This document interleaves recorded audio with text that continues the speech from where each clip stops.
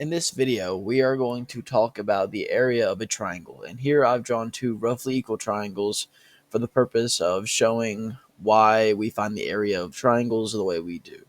And I'm going to put these triangles together. And now, which keep in mind these triangles are not perfect, now we have a rectangle after putting the two triangles together. And you'll remember, since we're talking about area, the formula for the area of a rectangle is the base times the height, or the length times the width. So I'll go ahead and label this. So we can label this the base and then the height. Right, and since we're talking about the area of just one of these triangles, you'll notice since we put two equal triangles together to find the area of one of these triangles, we are just going to divide the area in half. So the area of the white triangle, and I'll say the area of this triangle is equal to 1/2 times the base times the height, right? Because the formula for the rectangle is base times height, and since we're wanting just one of these triangles, it's going to be 1/2. And you'll notice the same thing for the other triangle, right? So area of this triangle is also equal to 1/2 base times height. And that is the formula we use to solve for the area of triangles. Now that we know the formula to find the area of a triangle, let's try and do it. And let's do it when the base is equal to 5 and then the height is equal to 2.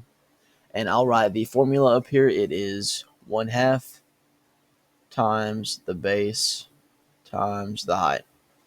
Okay, so let's just plug in the values, right? So we know 5 is the base, so I'll rewrite the formula here. 1/2 times 5, and then 2 is the height here, how tall it is. So this is going to be times 2. Well, 5 times 2 is 10, and then 10 times 1/2 is the same thing as 10 divided by 2, which is just 5, right? So 5 is the area of the triangle.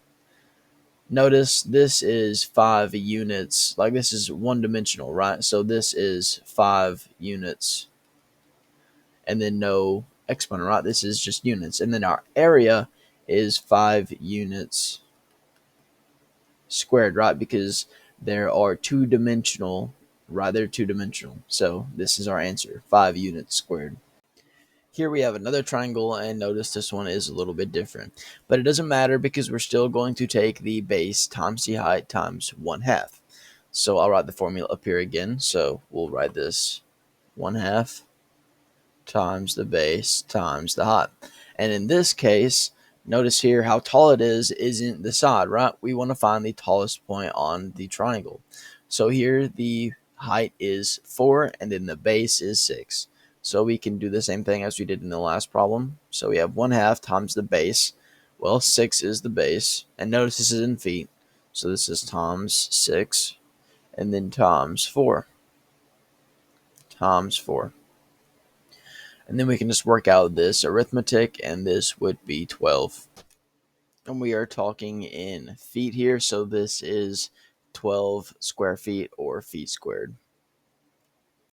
And then we can look at another example. So this is another triangle, and this time the height is 3 inches, and then the base is 10 inches. So using our formula, this would be 1/2 times the base, which is 10, and then a height, which is 3. And 10 times 3 is 30, times 1/2 is 15. And notice we are talking in inches, so this would be inches squared. So let's take a look at another example. But this time we already know the area, and we want to find the height of the triangle. So let's just use our formula and see what we know. So the formula is 1/2 times the base, and here we have the base, which is 6, so 1/2 times 6 times the height. And that is going to be equal to the area, which in this case is 24 units squared, but we're just going to write 24 for now. 24. Okay, well, let's just try and evaluate this a little bit. So 1/2 times 6, that is the same thing as 6 divided by 2, is just going to be equal to 3, sorry, and then we're going to still be multiplying this by the height, which we don't know, and this is going to be equal to 24. Okay, well, now we want to find the height. Let's just think, what can we multiply 3 by? Since h is multiplying 3, that would give us 24. Well, let's think. 3 times 2 is 6, 3 times 3 is 9, 3 times 4 is 12, 3 times 5 is 15, 3 times 6 is 18, 3 times 7 is 21, and then 3 times 8 is 24.